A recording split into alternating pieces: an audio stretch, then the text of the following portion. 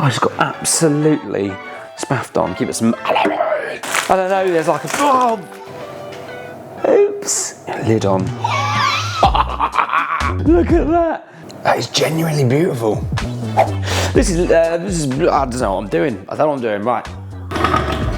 Hello, welcome. Oh, look at that. That's still really hot. Welcome, what we're gonna do is we're gonna be doing something with chicken. Now, what I want you to take from this is I don't really have a clue what I'm doing. I've bought some ingredients, I semi have a rough idea. Don't have a semi just yet, but I might do later on if you're lucky. And we're gonna make some kind of like bread. I want you to understand, or what I want you to take from this is the exciting things that you can do where you take influence from somewhere over here, and bring them together. Does it have to make sense? No, but do the flavors work? Potentially, yes. So I've got a whole chicken here. That's not a penis. The lesson we're gonna have today, lesson 1, is how to bone out that chicken. We'll be left with all of the bits we need. Breast, legs, thighs, all that kind of stuff. I think we're gonna take the thigh, but I think before that, we're gonna make a bread. Probably down like a bit of a focaccia route, but we'll make it poofy. I hope you understand, I don't. We're gonna make a mayonnaise, we're gonna make a bread, and then we're gonna bone out some chicken. You get out of the way, mate. It's not about you.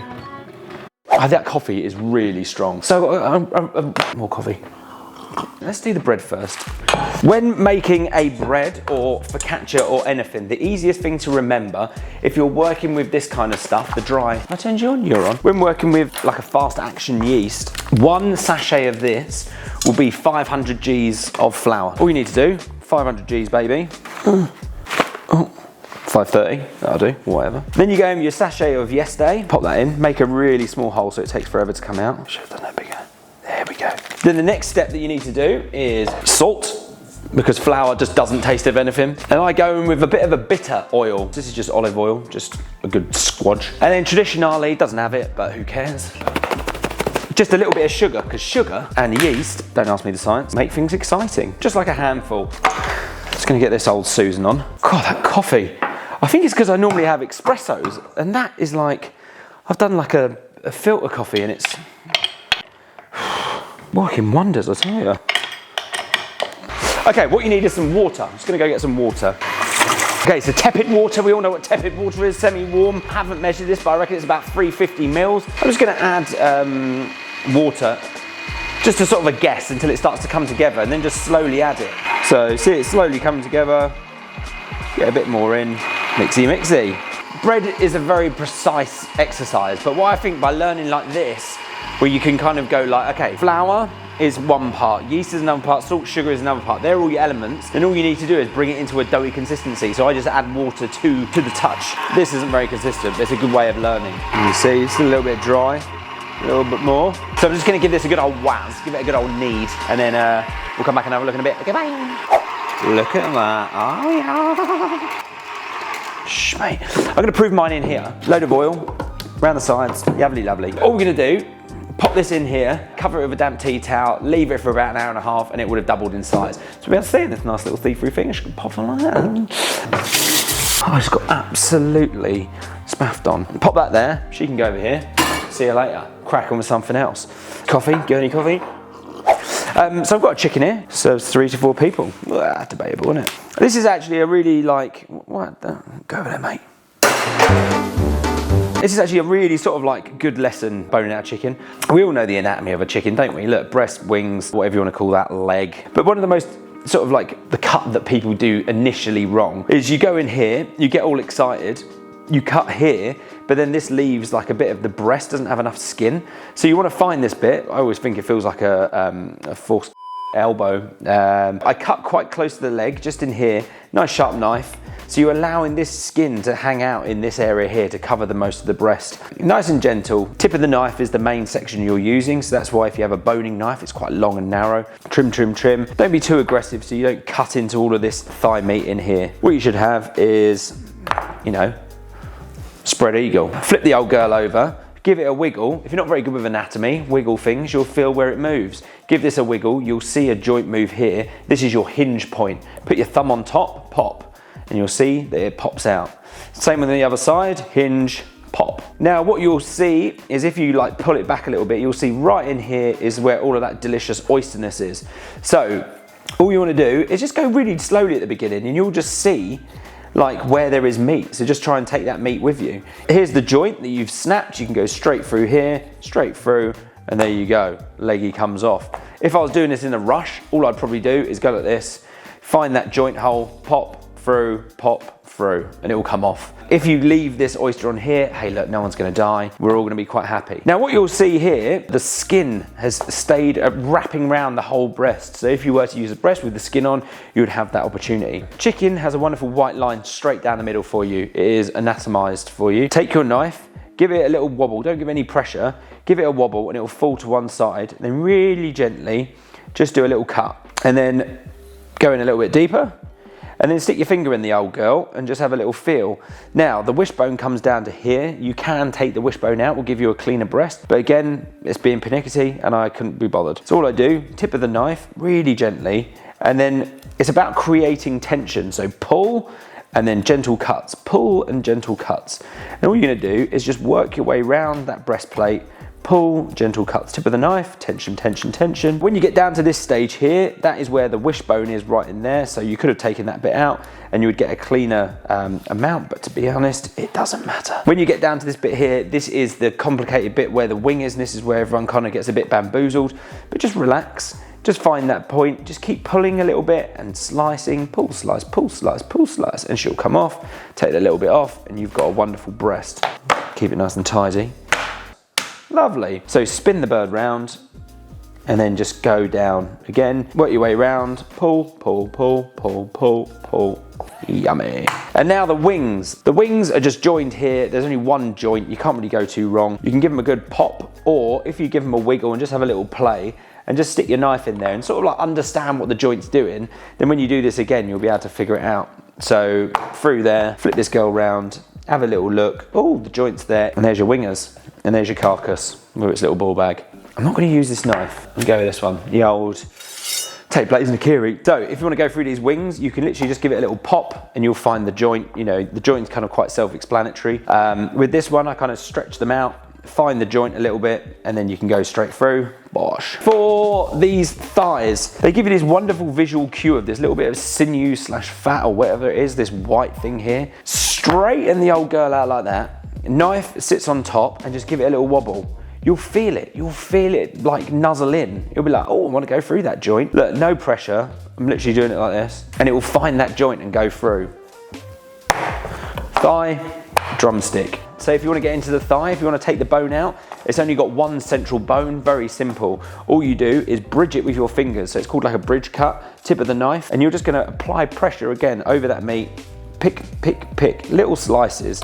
So the cut is like this, but you're just creating tension like this. Either side, the kind of meat will fall over one side or the other, bum, bum, bum, until you're left with something like that, yeah? And then you can kind of like pinch the bone, very easy. Fold it on its side and you can go straight through like that. There's your beautiful thigh, deboned, deboned. So there you have it. You got your boned out thighs, got all of those bits will go into a stock. Leg, leg, breast, breast, wings. Pretty cool, right? It's a good skill to learn. Okay, right, so I'm gonna roast all this stuff up and then we'll get cracking, okay? How do I turn you off without disgusting fingers? Okay, before you get all weird, oh God, salmonella. I am not a 2-year-old, I know how to wash things. Scrubby, scrubby, yum, yum, let's move on. This book is brilliant. What's it called? Kung Pao and Beyond. I love books like this because, one, I'm not very good with reading things. This is a very visual one and the titles are massive, so you instantly understand what they're saying. What I wanted is an uber crispy batter. Now I know, because I've done this before, that the batter in this is absolutely epic. So it's basically a mixture of flour and then rice flour or tapioca flour. Sweet potato flour is what they're using here. But I've got some rice flour. And what I've kind of done previously, what's the easiest way to explain it? Like a 70-30 mix, is that right? If you're terrible with math, or if you're trying to figure out a percentage, like 70%, then all you do is go, right, 100, 70, 100 grams, 70 grams of that will be 70%. So do 70 grams of flour, 80, classic. This is rice flour, just gonna go 30 of this. That's it. Now, to make things extra crispy, rice flour will absorb said liquid, pop some on your chicken, keeping the old skin on, and just let that suck up and it will make it go nice and dry. They can sit there, you can sit there. Right, so when making a batter, you can put fizzy water in there if you wanted to, ice cold water. You want this to turn into almost like, if you've had a kid, like a baby sick. But you don't want to keep whisking. You just kind of want to whisk it until it just sort of like comes together. Okay, that's pretty sicky to me. It's pretty casualty. 1999 casualty vomit. This is again the point where you can add flavour if you want to. I'm gonna go in with a little bit of salt, because salt is always good. And a little bit of the old good stuff, a little bit of MSG. So these are what I would call kind of quite neutral flavour enhancing elements, okay? So that's gonna taste delicious on its own, but then it's like, what's the other bits you're gonna put with it that's gonna make it go next levels? Beautiful. They go to one side. Right. Will that nozzle fit in there? Is she gonna fit in there? Oh! It's like deli containers were designed for cooking or something. This is gonna be the mayonnaise section, where we're gonna make a mayo, and we're gonna have egg and a little bit of oil. It's an emulsification of fats and proteins. I'm gonna go 1 egg. It's all about making sure that you've got like a neutral base that you can riff off of. Stick the old thingy in, a little bit of oil, get it going. Oh. Just keep adding, and it will, once it starts going, you can't really split it. Oh. This is just a neutral oil. What do I mean by neutral oil? Neutral oil is something that just doesn't really taste of anything. So this is like a light olive oil. You can use a veg oil or anything like that if you want to, but it's just something neutral. I literally just turned the camera off. I was just like, oh yeah, just gonna sort this out. Just mayonnaise everywhere. Mayonnaise absolutely everywhere. Fuck. Oops. Okay guys, I am in an absolute pickle here. But anyway, there's your mayonnaise. Can you see that? Oh, mayonnaise. It will taste like absolute nothing. What you would imagine oil and eggs to taste like, because that's all it is. Don't do this. This is very dangerous and very stupid. Why did I do that? I'm gonna clean up all of this mess because I am in an absolute state. There's salt on the floor, mayonnaise everywhere, and we'll be back. Be back in a bit, all right? Okay. I've had the biggest cleanup and it's still so slippy. Oil is the worst, man. I literally can't believe that happened. Nothing's perfect. Right, look. Whoa. If you're gonna roast chicken and you want it for a stock, what you wanna do is you wanna actually get flavour in there. So this is called the old Maillard reaction, isn't it? Oh, it's like an ice skating rink back here. So the old Maillard reaction is basically where the bits go brown, whatever that means. Is it protein? Where the proteins go nice and brown. But this is gonna give you a wonderful bit of flavour. If you just like boiled those bones, it will just be like a boilie broth and there'll be no actual goodness in there. Flip these big boy bad boys over. Get these back in. Want them nice and brown, all that, lovely. A little bit burnt. Ooh. The old Foccacia's at the back, she's just hanging out. She's starting to rise, you can see a couple of little bubbles down there. Give it another hour or so and she'll be wonderful. Somewhere a little bit warmer, that's why I put it on the stove. All right, be back in a bit. Ice skating. Where did I put my towel? Okay, so I've just pulled out my chicken bones because I was on the telephone. And here they are. Like I said, you want to get colour on them so they're absolutely wunderflavours. And that's going to go there. We're going to focus on the old Foccacia. Foccacia here, you can see, if you have one of these see-through things, you can see that the bubbles are coming up. Can you see that? Right in there, see the bubbles? So when I did this last time on TikTok, what I did is I turned it out onto the counter and started giving it a good old knead, then put it into the thing. Whereas what I'm gonna do today is just let it fall out. Go on, mate. Now I want this one to be quite thick. Just gonna pull it down like this, give it a little press down, loads of oil, and then I'm just gonna let this do like another prove for like 30 minutes, just so it starts to puff up again, and then we'll bake it. Oh yeah. Yes, we'll be back in a bit. Bye. Okay, look, here we go. Can you see this? Ooh, jiggle, jiggle, jiggle, jiggle. So this is the lovely Foccacia here, yum yums. I'm just gonna whack it in the oven. My oven's at 200. I think it might be a bit too high, but I'm just gonna whack it in and hopefully it'll be absolutely lovely. Before I do that, I'm gonna do the old, give it a good bit of olive oil. So give it another couple of pokes, fill these little pockets up with the oil, and this is smoky salt. You know me, smoky salt, love it, yeah. Lovely jubbly. In there, 20 minutes, I don't know. Maybe turn you down a touch. 185. Right, so in the meantime, what I found is some of this. Hashtag not even promotion, hashtag just like all things like this. This is a Jimmy Carner classic tandoori. So if you think about it, I've got no big flavours happening at all. I've got the Foccacia, I've got the chicken, they're all kind of pretty neutral. So this, got the greasiest fingers ever. It smells absolutely insane. Just a tandoori curry paste. Take some of your extreme neutral mayo, which tastes of nothing. Take some of this, you've got a tandoori mayo. straight up. That is fantastic. Right, that's cooking, that's cooking. I know where I'm going with this now. So because I've got the focaccia, right, what I'm thinking is you're gonna go kind of like really fresh, because the chicken's gonna be quite fatty, the mayonnaise is gonna be quite fatty, so I wanna have like this element of like raw pop in there. And this is a little technique that I always do whenever I'm having raw red onion, because I don't like the vibe of raw red onion. Let's chuck it in here. Cold water will draw out some of that punchy harshness of the onions. I go in with a little pinch of salt, and then just let that sort of like hang out for a bit. They won't soften down, they'll still stay crunchy, but they will just be less. Then, just get our bits ready. I don't know, there's like a, oh, for God's sake, oh no. They've all got under the counter. I'm only gonna use one. Oh, I'm so excited about this. The old coriander's seen better days. It's okay, I'm not gonna waste it, because I'm not that kind of guy. Right, so that's your little salad. You go there, you go there. Let's get this chicken going. Let's pause you there. With this, what I'm gonna do is I'm gonna do a double fry. What do you mean, double fry? Basically, it's exactly what it says on the tin, double fry. First fry, you're not looking for any color, you're just looking for that batter to seal onto the said thing, whatever it is, i.e. the chicken here. The second fry is where you crank the heat, and that's where you get your crispiness.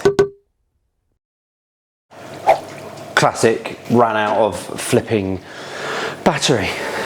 Okay, so look, let's pull these out. So these are the first fry, let them chill.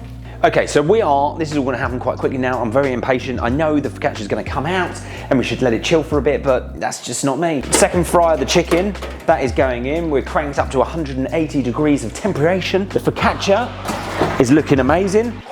Try and pop this big boy bad boy out. How do we do that? So you can get it out. Oh yes, it's got a nice little, oh, she's well good. Look at that. What you'd do is you'd let it steam, let it chill out, and then all of that steam will carry on cooking and sort of like not make it so doughy. We'll put this bit over here, let that steam, tidy this edge up. Okay, eat that bit. Bit of oil. Chicken's good. What I'm gonna do is I'm just gonna toast the inside just a little bit, just so it gets a nice little bit of toasty. Chicken. So I always say this to people, if you're not confident with cooking, get things like a Thermopen, 20 quid, it will save your life. If you're not confident with knowing if chicken's cooked all the way through to the middle, anything over 72 degrees with chicken and you won't kill anyone. Currently sitting at 83, so we're good. All we're looking now is the color that we're looking to play with, and that is it. Okay, I've given up with toasting the focaccia. I don't know why. It toasted a little bit. This chicken is so crispy. Just gonna let that chill for a bit. Little tandoori mayonnaise. Then these onions, give them a little scrunch. As I said, it's not gonna like change the flavor. It's just literally gonna take out that harshness, which I absolutely hate. And then this, look. Oh. Crispy and juicy. Get on there, mate. Yeah, that's right. And then this, tomato and coriander. It'd be rude not to. Give it another little drizzle. Yeah, lid on. Look at that. I don't know what to do with myself. So, the beautiful soft focaccia, crusty top, crispy double fried chicken, tandoori mayonnaise, less harsh pickly things. Oh my God. That is genuinely beautiful. I always think there is nothing worse than having a sandwich where the bread is so crispy that you can't eat it. This focaccia has got like a crunch, really soft. It'll probably be cooked a little bit more, but I was being impatient. Oh my God. That is a thing of dreams. Right. Love you.